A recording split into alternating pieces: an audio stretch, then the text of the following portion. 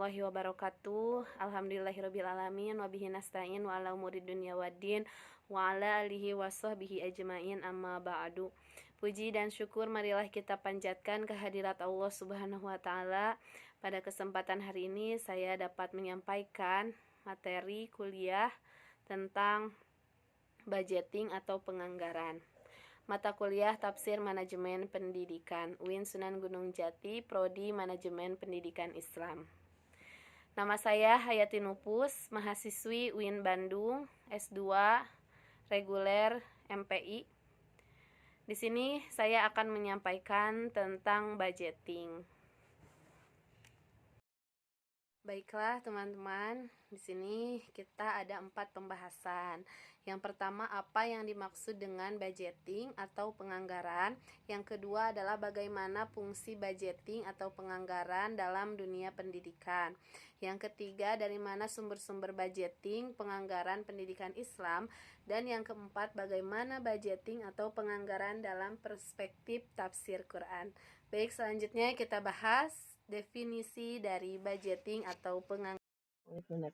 Langsung saja kepada pembahasan yang pertama, yaitu tentang definisi budget atau penganggaran. Nah, kata budget atau biaya dan budgeting adalah rencana perkiraan pengeluaran dana atau biaya dinyatakan dalam unit moneter perusahaan yang terjadi akibat adanya aktivitas atau kegiatan operasional untuk menghasilkan produk atau jasa dan berlaku dalam satu periode tertentu. Menurut Mulyono menyatakan bahwa manajemen keuangan, financial management, adalah segala aktivitas organisasi yang berhubungan dengan bagaimana memperoleh dana dan mengelola aset sesuai tujuan organisasi secara menyeluruh. Oleh karena itu, definisi budgeting ini adalah tentang mempelajari bagaimana keuangan dapat diperoleh untuk menghasilkan suatu produk pada perusahaan tertentu.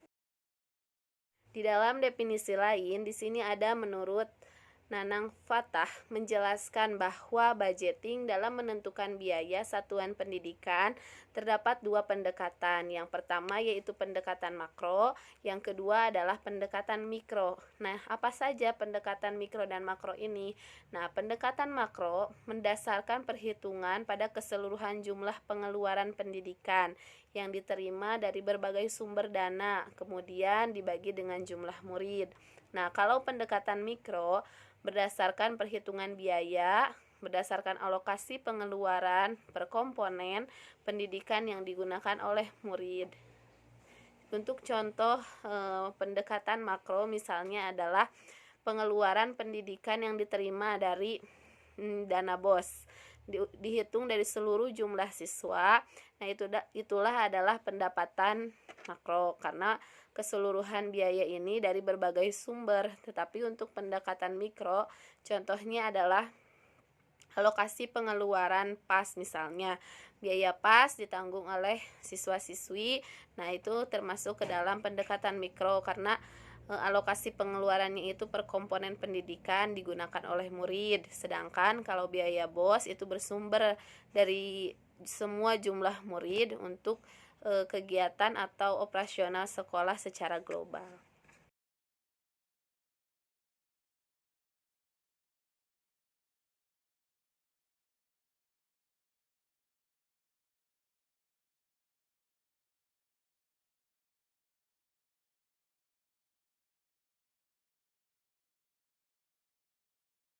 Baik, selanjutnya di sini ada hal-hal yang perlu diperhatikan dalam penganggaran biaya pendidikan. Apa saja hal-hal yang perlu diperhatikan untuk penganggaran biaya pendidikan agar tersusun secara efektif. Nah, yang pertama adalah anggaran belanja sekolah harus dapat mengganti beberapa aturan dan prosedur yang tidak efektif sesuai dengan kebutuhan pendidikan. Yang kedua, merevisi peraturan dan input lain yang relevan dengan mengembangkan perencanaan sistem yang efektif. Yang kedua adalah memonitor dan menilai keluaran pendidikan secara terus-menerus dan berkesinambungan sebagai bahan perencanaan tahap berikutnya. Jadi untuk Penganggaran biaya pendidikan perlu dilihat apa saja yang harus dibutuhkan oleh suatu sekolah atau suatu lembaga pendidikan dan apa saja yang harus diatur baik secara relevan atau efektif agar pengeluarannya itu bisa sistemnya dengan efektif. Contohnya misalkan sekolah sangat butuh dengan lab komputer karena lab komputer ini adalah menunjang siswa dalam berbagai ujian. Oleh karena itu, kepala sekolah harus menyusun rencana anggaran untuk pembelian lab komputer dengan relevan agar nanti pengaturannya bisa perencanaannya itu sistemnya secara efektif dan harus sesuai dengan anggaran yang harus dikeluarkan oleh sekolah tersebut. Selanjutnya di sini ada prinsip-prinsip hukum ekonomi Islam yang dapat diterapkan dalam penyusunan anggaran. Yang pertama adalah prinsip tauhid, unity, ilahiyah atau ketuhanan.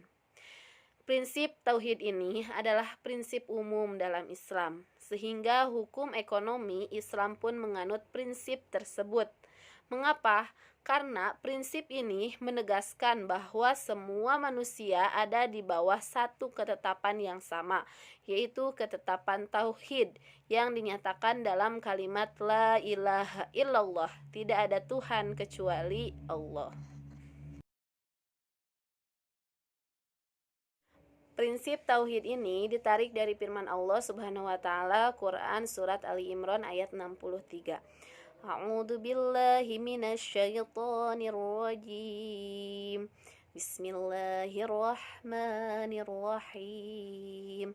Qul ya ahlal kitab ta'alu ila kalimatin sawa'im bainana wa bainakum alla na'budu illallah wa la nusyrika bihi syai'a wa la yattakhadha ba'duna ba'dan arbaban min dunillahi fa in tawallaw faqulu ashhadu bi anna muslimun. Shadaqallahul azim.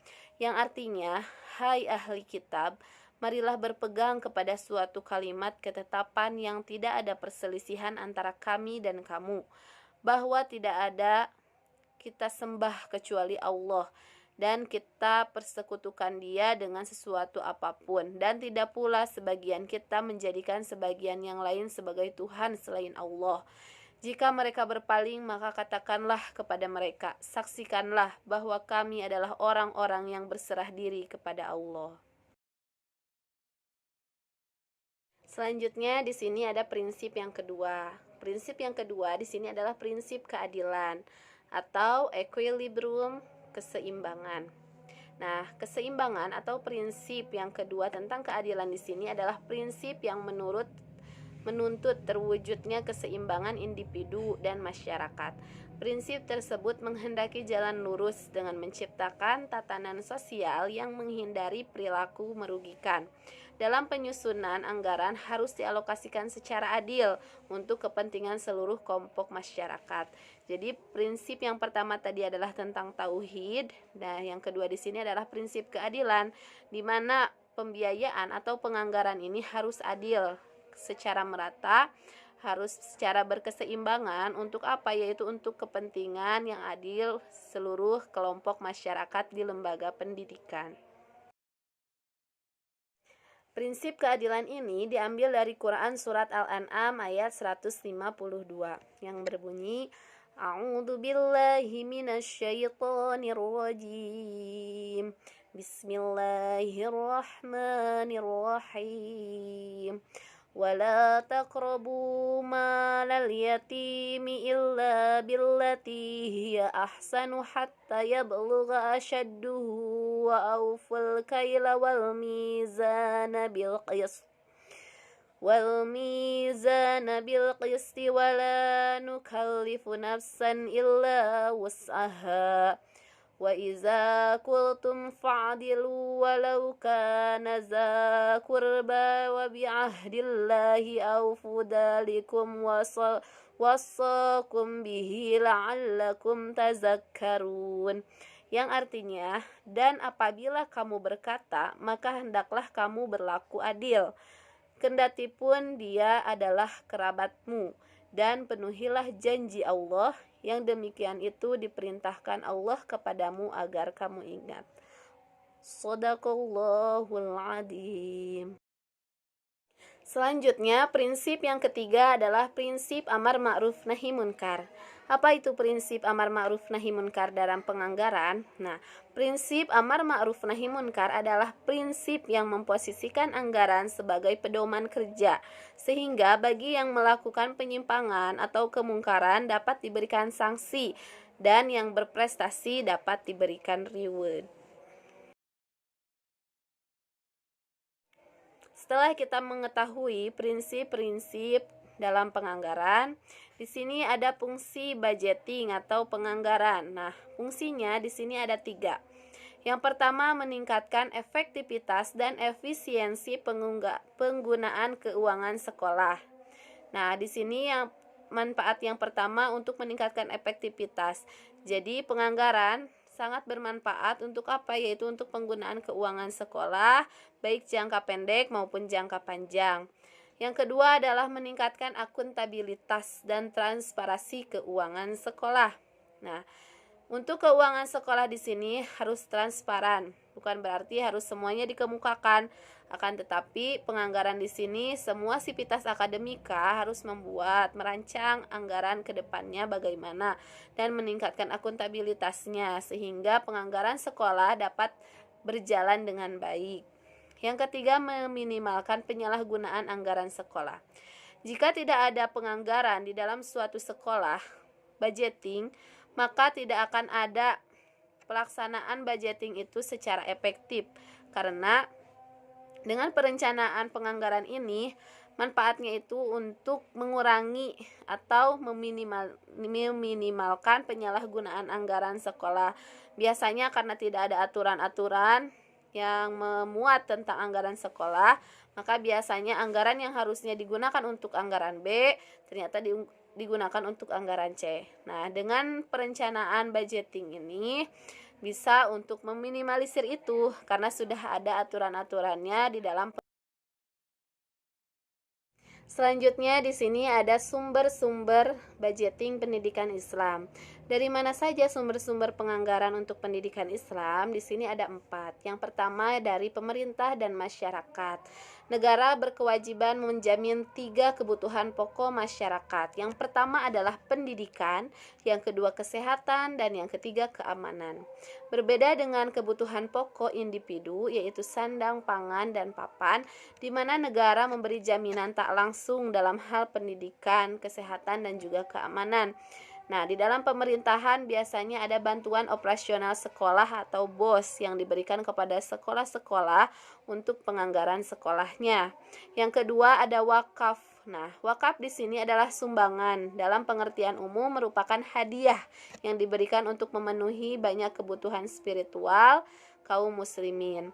Dana-dana diperoleh dari sumbangan tersebut digunakan untuk membangun dan merawat tempat lembaga sekolah ini. Wakaf berasal dari amal dan dengan cara memanfaatkan harta, dan harta itu harus dikekalkan untuk digunakan dengan sebaik-baiknya.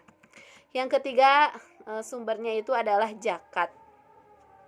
Pendidikan termasuk ke dalam kepentingan sosial. Sudah sepantasnya zakat dijadikan sumber dana pendidikan. Dana zakat itu harus dikelola secara profesional dan transparan agar sebagainya dapat digunakan untuk membiayai lembaga pendidikan Islam. Zakat merupakan salah satu rukun Islam yang kelima. Oleh karena itu, zakat di sini dapat digunakan untuk penganggaran sumber dana sekolah. Dan terakhir di sini adalah sumber dana lain. Yang keempat ini sumber dana lain yang tidak mengikat. Contohnya seperti apa? Nah, sumber dana lain yang tidak mengikat ini bagi lembaga pendidikan Islam bisa berasal dari sumber lainnya, itu adalah sumber intern maupun sumber ekstern. Nah, sumber dana yang bersifat intern ini bisa diperoleh dari pembentukan badan usaha atau wirausaha, membentuk badan amil zakat atau BAZ ya, maupun dengan melakukan promosi kerjasama dengan pihak-pihak yang lain yang bisa menunjang dengan kegiatan, contohnya seperti dengan sponsor. Nah, bekerja sama dengan sponsor itu dapat memberikan penganggaran terhadap kemajuan lembaga pendidikan Islam.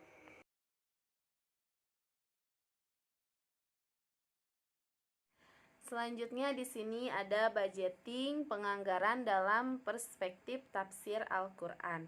Ayat-ayat Al-Qur'an yang dapat dijadikan acuan di sini ada surat Al-Isra ayat 26 dan 27 yang berbunyi A'udzu billahi minasyaitonir rajim. Bismillahirrahmanirrahim. وآت ذا القربى حقه والمسكين وابن السبيل ولا تبذر تبذيرا إن المبذرين كانوا إخوان الشياطين وكان الشيطان ربه كفورا, yang artinya, dan berikanlah kepada keluarga-keluarga yang dekat akan haknya kepada orang-orang miskin dan orang yang dalam perjalanan. Dan janganlah kamu menghambur-hamburkan hartamu secara boros. Sesungguhnya pemboros-pemboros itu adalah saudara-saudara setan, dan setan itu adalah sangat ingkar kepada Tuhannya.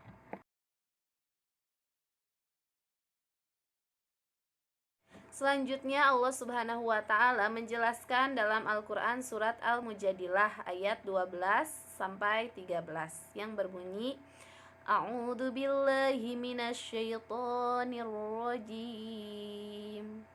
Bismillahirrahmanirrahim. Ya ayyuhallazina amanu idza najaytumur rasula faqaddimu baina yaday najwakum sadaqatan zalika khairul lakum wa atharu fa illam tajidu fa innallaha ghafurur rahim. أأشفقتم أن تقدموا بين يدي نجواكم صدقات فإذ لم تفعلوا وتاب الله عليكم فأقيموا الصلاة وآتوا الزكاة وأطيعوا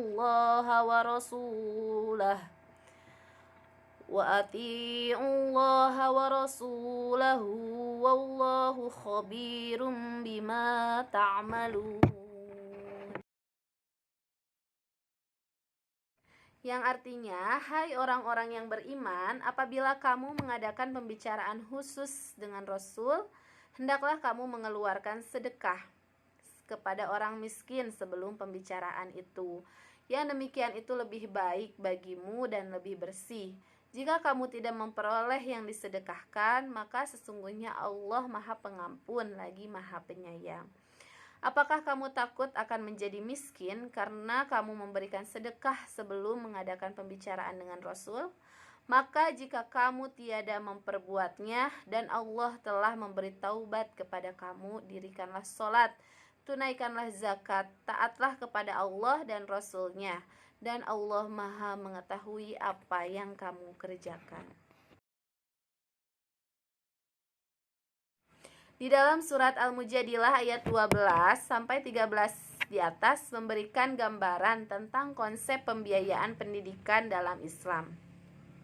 Ayat 12 ini memberikan pelajaran bahwa pendidikan itu tidak gratis. Bahkan dalam suatu riwayat berkaitan dengan turunnya ayat ini menjelaskan bahwa pendidikan itu jangan terlalu murah, seperti perkataan Rasulullah kepada Ali bin Abi Thalib. Dalam ayat ini Allah Subhanahu wa taala memberikan persyaratan kepada kaum muslimin yang hendak bertanya belajar kepada Rasulullah Shallallahu alaihi wasallam untuk mengeluarkan sedekahnya kepada fakir miskin. Mengeluarkan sedekah dalam ayat ini bisa kita asumsikan sebagai biaya pendidikan atau pembelajaran yang harus dikeluarkan oleh si pencari ilmu.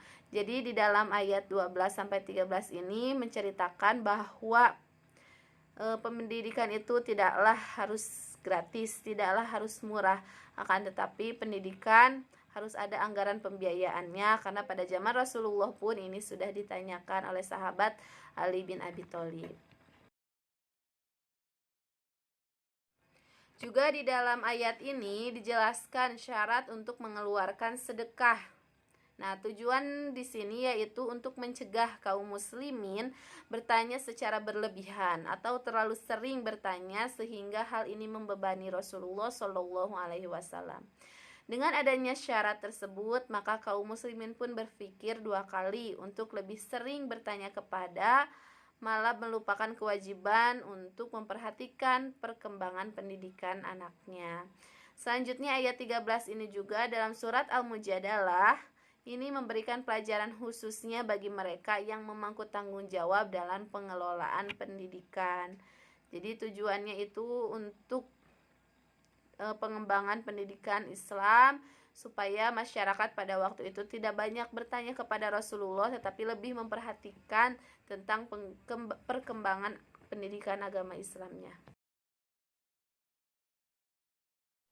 Dewasa ini, dunia pendidikan secara umum telah memperlakukan biaya pendidikan berupa sejumlah uang. Bahkan dalam beberapa kasus, banyak lembaga pendidikan ataupun sekolah, baik negeri maupun swasta, yang tidak menerima calon siswa yang tidak mampu membayar biaya pendidikan. Padahal secara intelektual mereka mampu, ataupun khusus dalam kasus lain ini adalah beberapa sekolah mengeluarkan siswanya yang hanya karena mereka tidak mampu membayar SPP atau membayar uang ujian. Kalau berkaca dari ayat 13 di atas memberikan gambaran bahwa ketika seorang siswa tidak mampu untuk membayar biaya pendidikan, maka mereka berhak untuk membayar dengan bentuk yang lain. Misalnya, bisa berupa bentuk materi ataupun jasa yang lain seperti membayar dengan hasil pertanian, membayar dengan hasil ladang, ataupun berupa jasa. Contohnya seperti pendidikan zaman dahulu, di saat orang tua tidak mampu membayar dengan uang rupiah, maka mereka membayarnya dengan hasil panen. Misalnya membayar dengan beras, membayar dengan padi kepada pendidikan itu, dan juga membayar dengan jasa mereka, misalnya untuk pembangunan kelas. Karena siswa A belum bisa bayar SPP, maka orang tuanya adalah mengeluarkan jasanya untuk membantu dalam pembangunan sekolah. Terkadang dalam dunia pendidikan yang menggratiskan pembiayaan tanpa adanya persyaratan tertentu sering terjadi pengkaburan dari tujuan utama pendidikan. Sebagian siswa atau bahkan orang tua terkadang malah melepas tanggung jawab dan kurang memperhatikan dari perkembangan pendidikan putra-putrinya. Terkadang mereka menganggap anaknya sudah difasilitasi oleh pihak sekolah, sehingga dengan penggratisan pembiayaan ini mereka malah melupakan kewajiban atau memperhatikan perkembangan pendidikan anaknya. Jadi sering disalahgunakan pendidikan gratis, bahwasannya pendidikan sudah difasilitasi oleh sekolah, akan tetapi orang tua pun harus tetap memperhatikan perkembangan pendidikannya, baik dari sisi administratif, sisi knowledge, maupun dari sisi penganggaran biaya pendidikan anaknya. Karena kalau hanya saja melihat dari sisi gratis pendidikan sekolah, maka orang tua pun akan lebih kurang memperhatikan perkembangan putra-putrinya di dalam pembelajaran.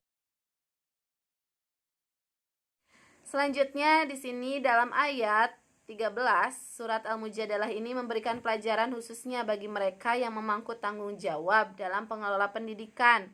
Dalam ayat ini Allah Subhanahu wa taala memberikan keringanan kepada kaum muslimin yang ingin bertanya, belajar kepada Rasulullah Shallallahu alaihi wasallam. Tapi mereka tidak mampu untuk memberi sedekah kepada fakir miskin, maka Allah memberikan keringanan berupa pergantian kewajiban dengan mendirikan sholat atau membayar zakat dan taat kepada Allah dan Rasulnya. Misalnya pada waktu itu Jika ada seseorang yang ingin belajar kepada Rasulullah tetapi dia tidak mampu untuk memberikan sedekah kepada fakir miskin, cukuplah orang tersebut bisa menunaikan sholat, menunaikan zakat, dan juga melaksanakan kewajiban-kewajiban dan taat kepada Allah dan juga Rasulullah Shallallahu Alaihi Wasallam. Baiklah, pembahasan tentang budgeting atau penganggaran telah saya sampaikan mulai dari definisi, fungsi, sumber-sumber, dan juga tafsir Al-Quran tentang budgeting penganggaran pendidikan Islam. Kesimpulan dari pembahasan hari ini adalah pembiayaan menjadi kebutuhan pokok bagi suatu lembaga. Dalam konteks ini, keuangan merupakan sumber dana yang sangat diperlukan sekolah atau madrasah, baik sebagai alat untuk melengkapi berbagai sarana dan prasarana pelajaran sekolah ataupun madrasah, meningkatkan kesejahteraan guru, layanan dan pelaksanaan program supervisi sekolah. Kelengkapan sarana dan prasarana pembelajaran akan berimplikasi pada semangat siswa untuk belajar, memudahkan guru dalam kegiatan belajar dan mengajar. Pembiayaan pendidikan merupakan salah satu kajian dalam administrasi pendidikan yang membicarakan mengenai berbagai sumber biaya untuk diperoleh dan bagaimana menggunakan biaya pendidikan yang diperoleh itu sendiri serta pertanggungjawaban terhadap penggunaan dana-dana tersebut. Terima kasih atas perhatiannya. Mohon maaf bila ada kekurangan. Wassalamualaikum warahmatullahi wabarakatuh.